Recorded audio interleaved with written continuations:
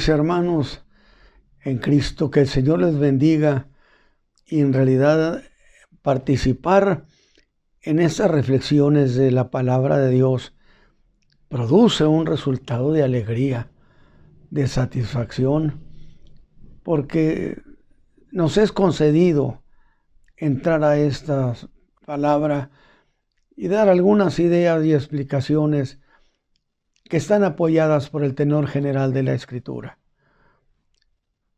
Antes de iniciar mi participación, yo quiero hacer una invitación a nuestros hermanos, que son muchos hermanos que nos escuchan, que nos ven a través de YouTube y que están al pendiente de nosotros.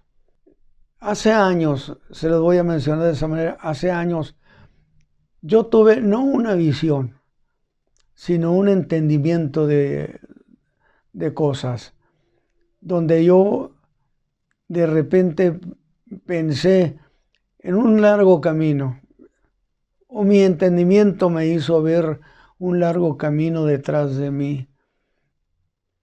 Y de alguna manera, dentro de ese entender, no visión, ese entender, la pregunta para mí fue si sabes quiénes son, porque estaba lleno todo el camino de mucha gente tirada.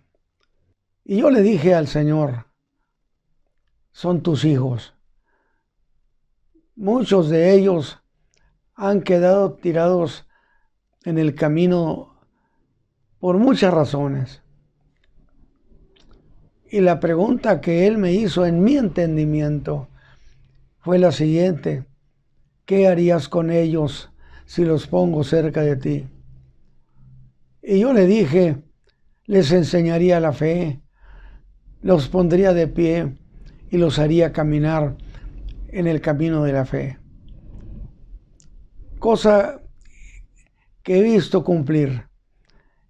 Y basado precisamente en todos mis años de experiencia ministerial y basado en el resultado de eso que yo entendí, quiero invitarles a que ustedes, si no tienen un lugar donde ir a una iglesia, vengan con nosotros para que escuche la palabra, escuche las ideas, los conceptos de la fe, y usted se fortalezca de tal manera que muchas de las cosas cambien para bendición. Tenemos reunión el viernes a las 7 y el domingo a las 11 de la mañana. Así que logro esta oportunidad, ¿por qué no?, para decirles, mis hermanos, les invito, si no están yendo a ningún lugar, vengan y aprendan la fe que a nosotros nos ha sostenido desde el año del 62. Porque es una delicia que los creyentes puedan decir hace 10, 20 o 30 años que yo conocí este evangelio y, hermano, todavía estamos de pie. Esa es una gran victoria y eso es lo que pretendo en mi alma, enseñar la fe a los hijos de Dios para que se construyan, para que se establezcan y para que ayuden a otros a mantenerse en la fe de Cristo. Así que ahí está pues la invitación. Usted sabe, ahí viene el teléfono en internet para que usted nos diga, nos pregunte y podamos saber de usted. Que el Señor les bendiga, mis hermanos. Bueno, pues mire, hemos estado caminando, yo digo que no lento, en lo que tiene que ver con las reflexiones desde el capítulo 12, donde nos quedamos por un buen tiempo allí. Nos convertimos en huéspedes del capítulo 12 y la verdad lo disfruté. y yo creo que muchos de ustedes también lo disfrutaron. Y entonces hay que avanzar, y eso es lo que vamos a hacer. Y estamos en el capítulo 13 de Apocalipsis. Y voy a leerlo. Dice Juan: y yo me paré sobre la arena del mar. Ahora, esto de que me paré sobre la arena del mar pareciera dar la impresión que Juan está allí a orilla de mar. Pero aclaré muy bien que el apóstol Juan no podía estar allí, puesto que él estaba en la isla de Patmos. Consecuentemente, era necesario que lo que nos cuenta de lo que estaba pasando, de lo que iba a pasar en la tierra, sea producto de una visión que el apóstol tuvo sobre el Apocalipsis. Porque, quiero insistir, a partir del capítulo 13 empieza la gran tribulación, que he hecho énfasis cuando se dice es que la gran tribulación son 7 años. Lo que pasa es que la gran tribulación se basa en esa última semana profética que Daniel recibió de parte del ángel. Siempre hemos enseñado y se ha enseñado que se cumplieron 69 semanas, pero que falta la última semana profética. Y como una semana es de 7 años en esa profecía, consecuentemente es precisamente los 7 años que se hablan de la gran tribulación. Sin embargo, la Biblia nos autoriza a enseñar y decir que la gran tribulación no son 7 años, sino que la gran tribulación está dividida en 2 secciones, vamos a decirlo así. Una de ellas de 3 años y medio, necesariamente la otra de los otros 3 años y medio. Los primeros 3 años y medio fueron años, en cierto sentido, años de paz. No que hubiera la paz de Dios, lo hemos aclarado. Sin embargo, no había en esos 3 años y medio conflictos de una naturaleza tal que pudiera pensarse con carácter apocalíptico, en el sentido de la gran tribulación. Fueron 3 años y medio representadas por el caballo blanco, 3 años y medio, que decíamos, el caballo blanco y su jinete parece que no tienen actividad. Sin embargo, en el libro de Daniel encontramos una cuestión interesante, que lo que estaba haciendo el hombre del caballo blanco estaba creando la infraestructura, es decir, las condiciones que serían parte del equipo, de la herramienta que usaría el anticristo, que serían otros 3 años y medio. Y entonces el capítulo 12 de Apocalipsis nos dio la idea. La iglesia fue juzgada, ya no voy a insistir porque ya lo vimos eso. La iglesia participó en lo que hemos llamado el juicio oficial de la iglesia. ¿Por qué? Porque ciertamente la iglesia es un cuerpo de creyentes perdonados, pero no se ha hecho juicio oficial. ¿Qué entendemos por juicio oficial? Lo dijimos, que esté allí el juez, que esté el acusado, que esté el fiscal y todo eso. Y en el capítulo 12 de Apocalipsis, usted encuentra a la iglesia en el cielo, encuentra al fiscal, que es el diablo, encuentra al juez de las cosas, que es Cristo, y se abre un juicio oficial, que significaría que lo que allí se determine de la iglesia en ese juicio que Satán va a provocar o promover, sería el resultado eterno, a grado tal que la iglesia salió victoriosa. 3 años y medio. Pero si la gran tribulación representa la última semana profética, que serían 7 años, entonces quedarían solamente 3 años y medio para la gran tribulación. Y no hay ninguna equivocación, porque en el mismo capítulo 13, el apóstol Juan dice que le dieron oportunidad a Satán, de operar precisamente 3 años y medio. Pero, ¿qué sucedió? Que se completaron los 7 años de la última semana profética.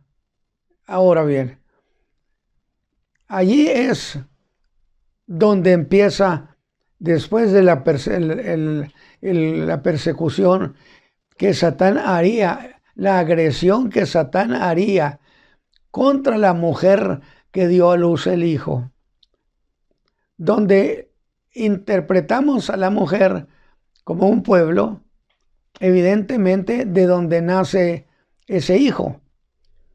Y ese hijo iba a reinar o ha de reinar sobre el mundo entero con vara de hierro. Consecuentemente, se trata de Cristo Jesús, el Hijo de Dios, que va a establecer su reino, no establecer, sino a restaurar el reino de David, y que será un milenio, lo que la Escritura enseña. Pero luego el apóstol Juan nos habla de una visión que él tuvo y dice: yo me paré sobre la arena del mar y vi una bestia subir del mar. Note una cosa, estaba en el mar, salió del mar, no encontramos que haya regresado al mar. Donde el mar representa multitudes, muchedumbres en el mundo, lo que implica que ese líder que será el anticristo, que viene siendo la bestia primera, él es producto de un movimiento popular de gran alcance, que aunque parezca una repetición, el apóstol Pablo mencionó que el Señor Jesús no vendría por la iglesia sin que antes viniera la apostasía, donde apostasía es asunto exclusivo de la iglesia, de los creyentes. ¿Por qué? Porque los no creyentes no tienen de qué apostatar, definitivamente. Entonces, tenemos allí a Juan viendo esa bestia que sube del mar, y que Pablo nos ha hablado de que no vendrá el Señor por la iglesia sin que antes venga la apostasía, y segundo, se manifiesta el hombre de pecado. Usted me diría, pero ¿qué tiene que ver el capítulo 13 con lo que usted está diciendo? Y se fue detrás de Pablo. Sí, hermano, es que la Biblia es un todo, de tal manera que no vendrá por la iglesia sin que antes venga la apostasía, que es el abandono de la fe. Y es el abandono en muchas formas de abandonar la fe. Que una de las cosas que yo le he llamado es la fe de opinión, donde es común que se diga: la Biblia dice esto, pero quiere decir esto. O la Biblia dice esto, pero yo pienso que es esto otro. Y entonces se establece un cuerpo de fe o una manera de pensar que difiere de lo que está escrito en la palabra.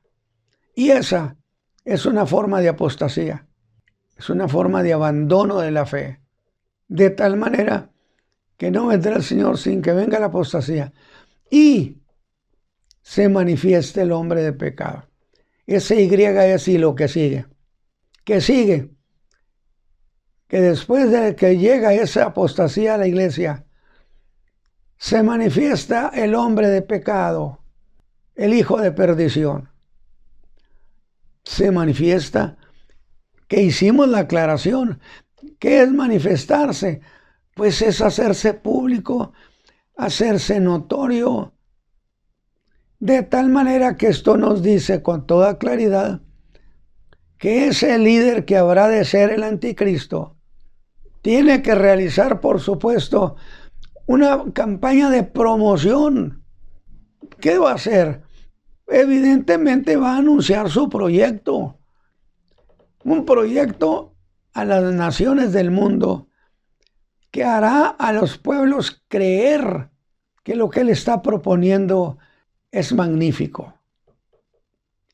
De tal manera que ante esa credibilidad que nace en el mundo, en las naciones, los pueblos, las naciones, le dan el visto bueno, el sí a ese hombre de pecado, a ese líder. Lo que deja ver por sí mismo que ese líder que suba a esa posición de liderazgo será alguien que tiene todo el apoyo popular. Será el resultado precisamente de un movimiento popular mundial promovido por él.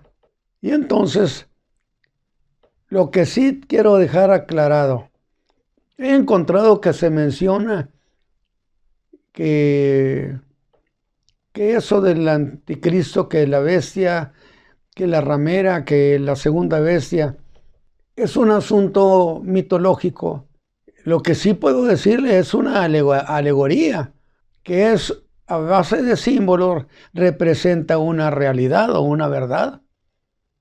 De tal manera entonces que tenemos que, aunque sea esa una alegoría, no deja de ser un ser humano, necesariamente. Necesariamente, ¿por qué? Por una razón muy interesante, que yo me regreso tantito para recordar. No olvide que Dios creó este mundo, creó a la raza humana y nos dio este mundo como casa habitación a los seres humanos. Pero también nos dio privilegios. Y una de las cosas es que le otorgó a Dios a la raza humana el derecho de creer o de no creer. El derecho de aceptar o el derecho de rechazar. Consecuentemente, la posición que estos líderes obtengan necesariamente tiene que estar asociado a que la raza humana les dio su aprobación. Definitivamente. Por supuesto, hasta ahí llevó esa cuestión, que les dio aprobación. Y que además, cualquiera de esos, ya sea la primera bestia, la segunda o la ramera, necesariamente tienen que ser seres morales. Significa que tienen que ser humanos, necesariamente. ¿Por qué? Porque una de las condiciones importantísimas de la Escritura es esta, que Dios le otorgó a la raza humana el derecho de información, que es muy importante que tengamos en cuenta eso, que yo he enfatizado esta cuestión, el derecho de ser informado. Todo proyecto divino que tenga que ver con la raza humana, Dios siempre le da información a la raza humana, siempre. Dígame si no, ¿qué cree que sea todas las profecías que hay en la Escritura? De todos los profetas que usted encuentra en la palabra de Dios, es un cuadro de información por medio del cual Dios le otorga al hombre conocimiento de lo que él va a hacer. Entonces, no solamente tiene que ser un ser moral, por supuesto tiene que ser humano. ¿Por qué? porque Dios le otorgó al hombre el derecho. Consecuentemente, por eso el Verbo se hizo carne, para ser uno de nosotros. Y como Él es uno de nosotros, consecuentemente tiene todo el derecho de establecerse como gobierno mundial en la tierra, por supuesto. Tiene el derecho, no, pero no solamente por eso. Tiene el derecho porque es humano. Acuérdese de la doble naturaleza de Cristo, plenamente Dios y plenamente hombre. Y como hombre, entonces está entre nosotros bajo la misma condición de hombre. Pero no solo eso, resulta que es un descendiente de David, que es otra de las promesas que Dios le hizo a David, que un hijo suyo, o sea, alguien de él, de su familia, de su descendencia. Por eso la segunda venida de Cristo debe entenderse en esos términos, que el descendiente directo de David viene a la tierra a establecer, a restaurar el reino de David su padre. Yo espero que usted lo haya asimilado esta cuestión, porque es muy interesante. Entonces, tiene que ser un ser humano y tiene que ser descendiente de David para que pueda gobernar la tierra en el trono de David. Puede tener otros reinos o alguien en otra parte, pero reinar en el trono de David necesariamente tiene que ser directamente hijo de David. Y Jesús, el hijo de David, desciende, cumpliendo las únicas dos veces en que Él ha venido a la tierra. Porque luego se menciona la venida, el arrebatamiento de la iglesia como una tercer venida. No existe en la Escritura el concepto de tercer venida. Pero sí existe en la Escritura que Dios hizo dos promesas a dos hombres, nada más. Una se la hizo a Abraham, que en él serían benditas las familias de la tierra, cosa que Cristo conquistó en la cruz. Dos, la promesa que le hizo a David, que un hijo suyo se sentaría en su trono y reinaría eternamente. Entonces, cuando el Señor Jesús ha venido a la tierra, únicamente fue bajo esas dos promesas de esos dos hombres. En la primera venida, cuando el Verbo se hizo carne, cumplió a Abraham la promesa de que en él serían benditas las familias de la tierra. Y en la segunda venida, específicamente en la segunda venida, viene a cumplir la promesa que le hizo a David. No puede ser dejada de lado. Y en esa segunda promesa, el que viene a la tierra es el hijo de David, con todo el derecho de establecerse como rey en ese trono que ha sido restaurado. Qué preciosa historia nos da la Escritura. Pero voy a seguir leyendo el Apocalipsis 13. Y yo me paré sobre la arena de la mar, dice Juan, y vi una bestia subir del mar, que tenía 7 cabezas, 10 cuernos, y sobre sus cabezas 10 diademas, y sobre las cabezas de ella nombres de blasfemia. Luego veremos de manera particular eso. Sigo leyendo. Y luego describe a la bestia.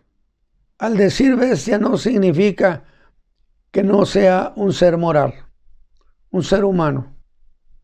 Y la bestia que vi era semejante a un leopardo, y sus pies como de oso, y su boca como boca de león. Y el dragón, ahora sí, para que usted vea cómo los 7 imperios que menciona la Escritura, esos 7 imperios han estado bajo la tutela del dragón, de Satán. Y el dragón le dio su poder, fíjese bien, su poder, su trono. ¿Cuál trono? ¿El de Satán? No. Al anticristo le dio su trono y grande potestad, que ya veremos la diferencia entre poder y potestad, que es interesantísimo, para que usted vaya haciendo anotaciones y la próxima clase diga, vamos a entrar a esta explicación, qué es el poder y qué es la potestad. Pero si usted ha ido conmigo, estos 4 imperios que ya se han mencionado aquí están en Daniel capítulo 7. Por eso yo me aventuré a decir, pues sin duda era el mar Mediterráneo. Y alguien me preguntó, ¿por qué dice usted que el mar Mediterráneo? Si está el océano, el Pacífico, está el Atlántico. Sí, pero no eran tiempos en que esos estaban descubiertos o que se mencionaban. Pero en cambio, el mar Mediterráneo era propiamente el área donde las naciones del Imperio Romano habitaban. Entonces, y además una cosa, déjeme decirle algo más. En Daniel capítulo 7 habló de un combate de 4 potencias espirituales que en el mar grande combatían. Y combatían 4 potencias espirituales. Una de ellas representaría a Babilonia, el león. El otro, el Medo-Persa, al imperio Medo-Persa bajo el oso de la manita más grande que otra.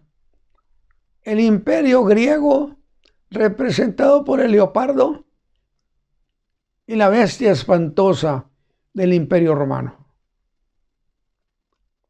De tal manera que de ese combate que se dio allí, surge como líder de todo el imperio babilónico, producto de esa batalla de las potencias espirituales que tuvieron ese combate en el mar grande, capítulo 7 de Daniel. Léalo. Pero quiere decir que ¿por qué estaban peleando? Evidentemente alguien dice, es que buscaban sus propios intereses. Bueno, no puede pensarse que no tenían intereses como imperio. No puede pensarse que no. Pero en realidad los 4 estaban llevando a cabo una batalla en el propósito del dragón. Es decir, ¿qué ha querido el dragón? Pues establecer un reino, su reino. Cristo lo llamó príncipe de este mundo. Evidentemente había esa intencionalidad en el diablo desde el principio de los tiempos de él, definitivamente. De tal manera que aunque surjan esos 4 imperios, los 4 quedan bajo la tutela de Satán. Y aquí estamos en el capítulo 13, donde está el imperio romano, la primera bestia, y están luchando por los intereses del diablo, del dragón. Esa es su batalla. Yo lo diría de otra manera. Cada quien quería levantar un imperio para entregárselo a Satán, como una cuestión de conquista. Sin embargo, los imperios fueron sucediéndose. Caducó el babilonio, vino el imperio medo-persa, vino luego el imperio griego y luego el imperio romano, que tiene tanta cuestión que la estamos viendo. Y vi una de sus cabezas, la de esta bestia primera, y vi una de sus cabezas como herida de muerte. ¿Cómo? Es un símil, algo semejante. Y la llaga de su muerte fue curada. Es decir, en realidad la herida era para morir, porque fue herida de muerte. La idea es, podía morir o podía no morir, pero fue curada. Pero aquí quiero hacer un pequeño paréntesis. ¿A quién hirieron? Pues dice que a una de las cabezas de esa bestia, que tiene que ser una de las secciones del Imperio Romano en el mundo. ¿Alguna región? Bueno, por lo pronto habría de quedar representado en lo que luego se llamó el Imperio Romano Occidental, con su capital en Roma, y que cayó el año 476 bajo Odoacro, que era un rey de los érulos, de las tribus del norte, de las tribus enemigas. Y el otra parte era el Imperio Romano Oriental, que estaba en Constantinopla, en Estambul. Ese cayó el año de 1425. Y estamos hablando entonces de si hablamos del Imperio Romano Occidental, pues estamos hablando de un sector bastante importante del poderío militar, del poderío económico del Imperio Romano. A mí en lo personal, me parece que esa herida de muerte tiene mucha afinidad, porque las tribus del norte, los érulos, los borgoñeses y muchos de esas regiones del norte eran regiones guerreras. Cuando Odoacro reinaba para el Imperio Romano, o sea, con autorización del Imperio Romano del César, que estaba en Roma,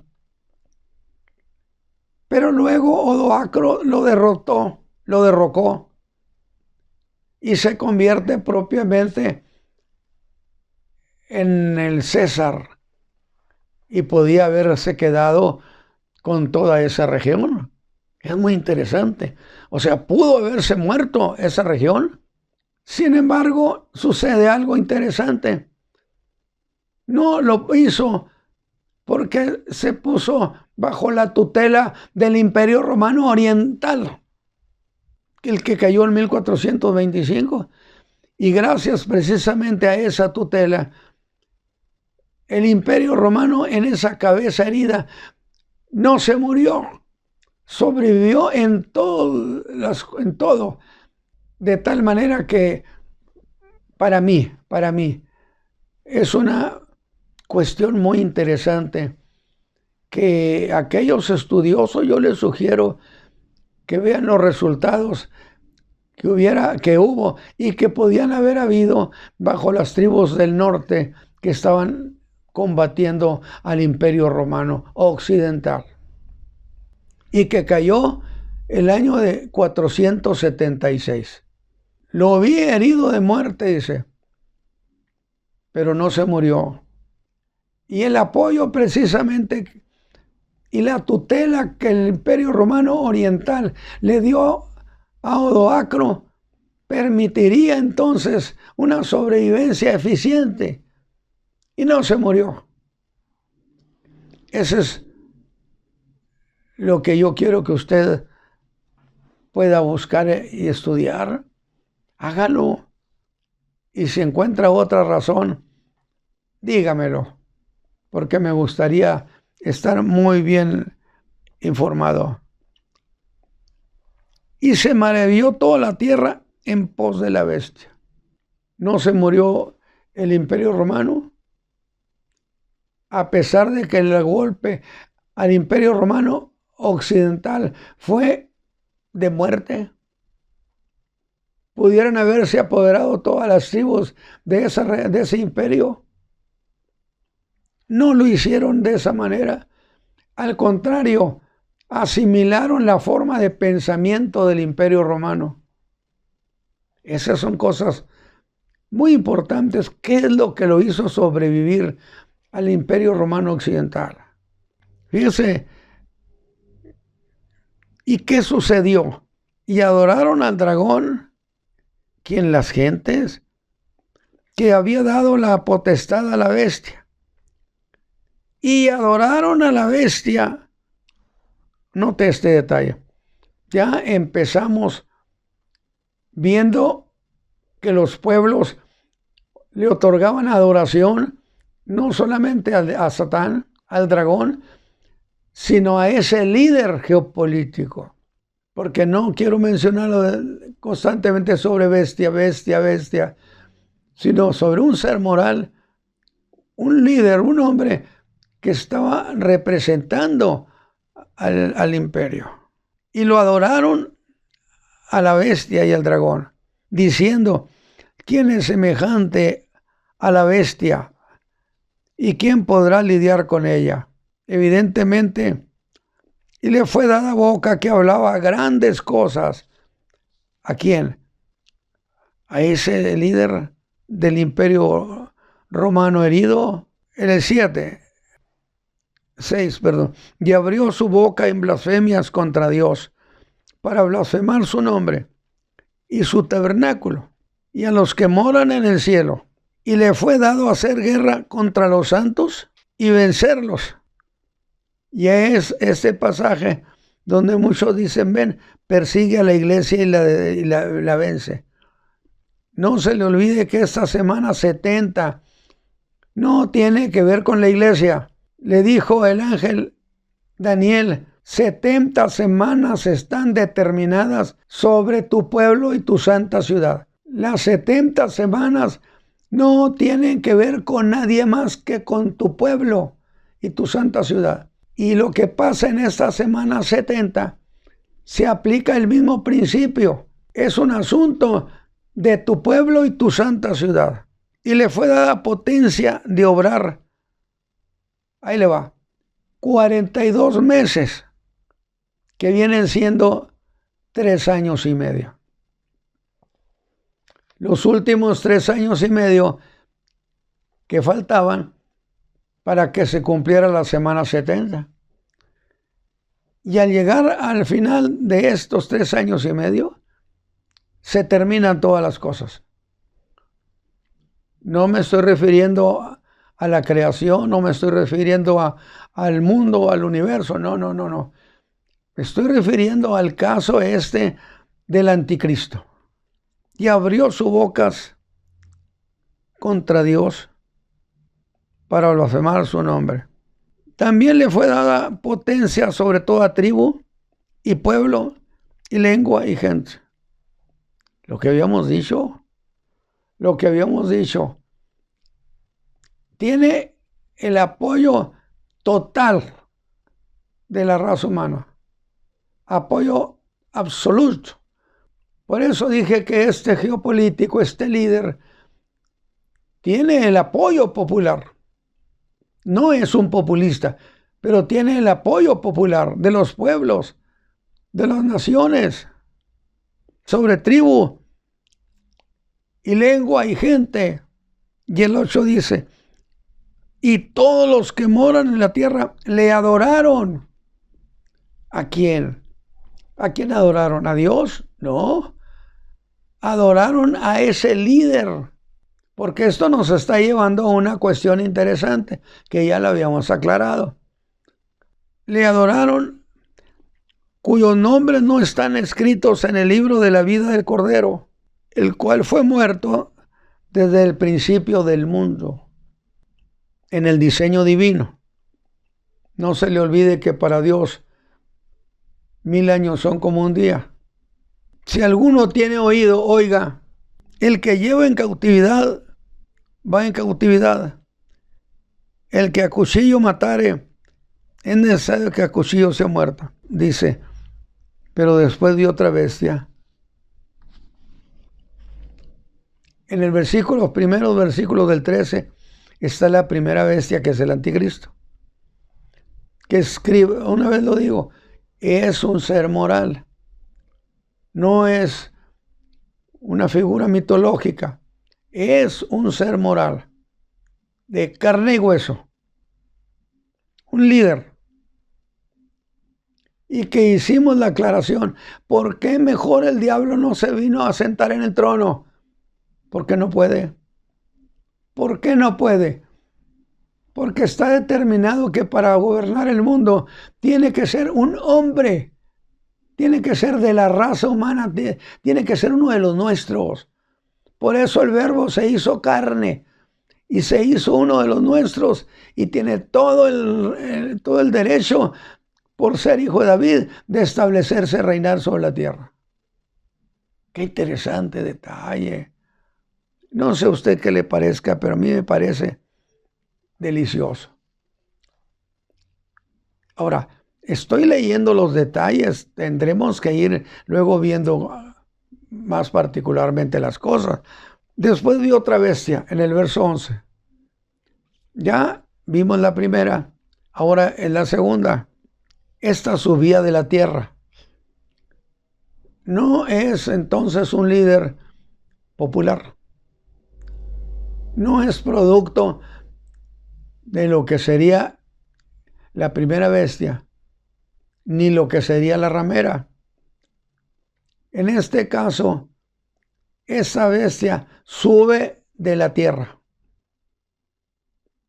y tenía 2 cuernos semejantes a los de un cordero, mas hablaba como un dragón. Y ejerce todo el poder de la primera bestia. Ese nomás. La segunda bestia ejerce todo el poder de la primera bestia. Y no solo poder, sino la potestad entonces de la primera bestia. Y la segunda bestia ejercía todo ese poder en presencia de la primera bestia, en presencia de ella. Y ahí va otra vez. Y hace a la tierra y a los moradores de ella adorar la primera bestia. ¿Qué estamos encontrando? Que aquí hay una tendencia formal de a quién se debe adorar. Porque la pregunta es, y fue, ¿habrá alguna religión en el gobierno del anticristo? Algunos piensan, bueno, el diablo, bueno, no. Quien tiene toda esa titularidad es el hombre. Y hace a la tierra y a los moradores de ella adorar la primera bestia, cuya llaga de muerte fue curada. La segunda bestia, que es el falso profeta, anótelo ahí, es el falso profeta. Por supuesto, no es un profeta de Dios en absoluto. Es un hombre que opera bajo inspiración de Satán. Pero a ver, espéreme, estoy pensando. Él hace una profecía, por supuesto en presencia de la primera bestia, en presencia del anticristo. ¿Qué clase de profecía y dirigida hacia quién esa profecía? Tenemos en este caso 2 posibilidades. Una de ellas, que en su profecía hacía operación de concientización en la tierra en favor del anticristo, del que fue herido de muerte. Pero lo que es muy importante, a mí me parece muy necesario, es que sus profecías eran dirigidas al mundo entero en favor de la bestia. Ese es mi punto de vista. Piénselo. Pero no solamente hacía eso, profetizaba. En el sentido de qué profetizaba y a favor de quién profetizaba. Necesariamente a favor de los intereses del anticristo, de ese líder. Pero necesariamente también dirigida en un acto de concientización hacia el mundo entero en favor de ese líder, el anticristo. Porque usted va a encontrar que si hubo rebelión contra el anticristo y que 10 reyes tuvieron que ayudarlo y restaurar su gobierno del anticristo. Capítulo 16 de Apocalipsis, 16 y 17 puede usted buscar. Tiene mucha información de eso. Pero no solamente hace eso. Dice el 13, y hace grandes señales, de tal manera que aún hace descender fuego del cielo. ¿Se acuerda de algo así? Elías era una imitación del ministerio del profeta Elías, de manera que aún hace descender fuego del cielo a la tierra delante de los hombres y engaña, porque estas señales, estos milagros y esas profecías pertenecen a un renglón de engaño sobre la tierra. Quiere decir que aunque ya estaba establecido la primera bestia o el anticristo, era necesario seguir enfatizando con el engaño a la raza humana. Nada de que ya se estableció, ya se sentó aquí este líder. No. La Biblia dice que siguió habiendo una operación de engaño, profecía, milagros, maravillas. Dice, y engaña a los moradores de la tierra por las señales que le ha sido dado hacer en presencia de la bestia, mandando a los moradores de la tierra que hagan la imagen de la bestia. Ah, mire, qué interesante, porque la pregunta que habíamos hecho era, bueno, ¿va a haber una religión en el gobierno anticristo? Pues aquí dice que el falso profeta dijo, no, le van a hacer una imagen, pero aquí al líder, al jefe. Entonces, en realidad, aunque no hubiera una religión distinta, tenían entonces la adoración al hombre, al líder, porque lo hemos estado viendo. El que tiene la herida de cuchillo y vivió, y le fue dado que diese espíritu a la imagen de la bestia. Le fue dado, concedido, para que la imagen de la bestia hable. ¿Y esa facultad de dónde la tomó? Yo no acepto que Dios le dio la facultad de hacer esas mentiras. Pero sí, acuérdese que Satán le otorgó al anticristo, le otorgó poder y potencia de hacer cosas. Y entonces hacía señales, dice, en presencia de la bestia. Y entonces, tomando de ese poder otorgado por Satán a la bestia, se le dio espíritu para que le diese espíritu a la imagen de la bestia, para que la imagen de la bestia hable, y hará que cualesquiera que no adorare la imagen de la bestia sea muerto. Es decir, cualquiera que no adore a este líder geopolítico, que tiene que morir, pena de muerte, y hará que cualquiera que no adorare la imagen de la bestia sean muertos. Pero fíjense qué envolvente su engaño, y hacía que a todos, a los pequeños y grandes, pequeños y grandes. Es una operación de enseñanza, es una operación de enseñanza desde la infancia, desde la infancia. Qué interesante. Con el propósito de que a una o dos generaciones nadie se acordara de Dios. ¿Qué es lo que está pasando el día de hoy? Esta generación, ¿cómo piensa sobre la fe? Pero viene otra generación muy cerquita y otra más. Y la pregunta es, ¿habrá entonces fe en la tierra? Pequeños y grandes, ricos y pobres, libres y siervos, se pusiesen una marca en su mano derecha o en sus frentes. Y que ninguno pudiese comprar o vender, sino el que tuviera la señal o el nombre de la bestia o el número de su nombre. Y aquí hay algo muy interesante, muy interesante. ¿Por qué? Porque si alguien no se arrepintió antes de que Cristo viniera, no hay manera de ser perdonados. Se pasó el tiempo. Nada más que aquí tenemos que, estando en lo que sería sin duda una gran fiesta de la iglesia en el cielo, dice que iban llegando. Algunos iban llegando.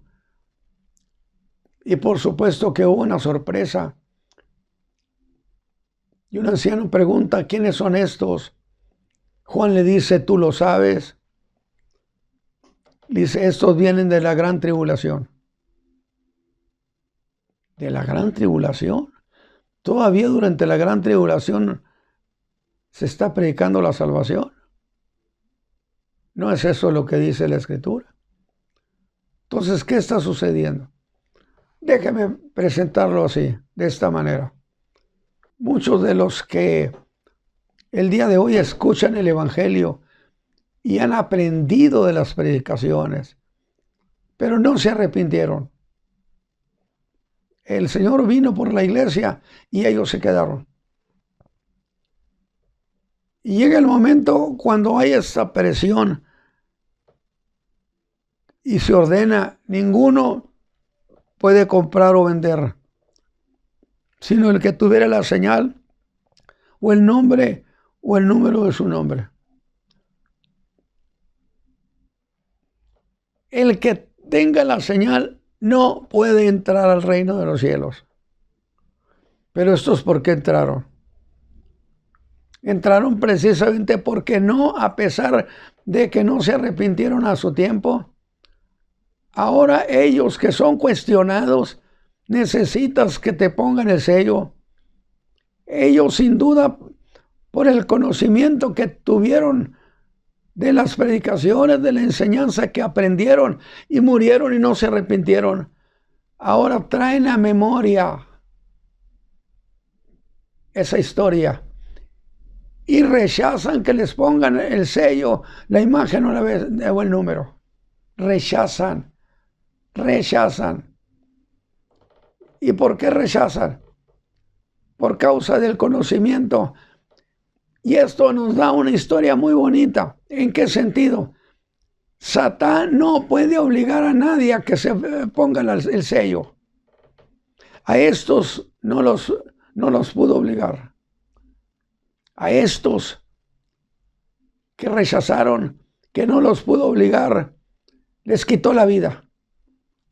Y entonces ellos son los que están llegando.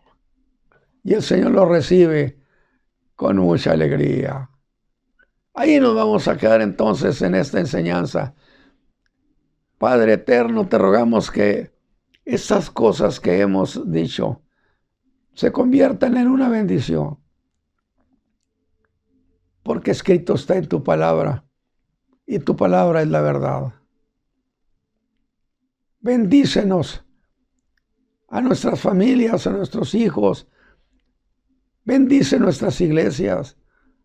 Favorécenos con tu gracia. Por Cristo Jesús. Amén. Señor les bendiga. Gracias.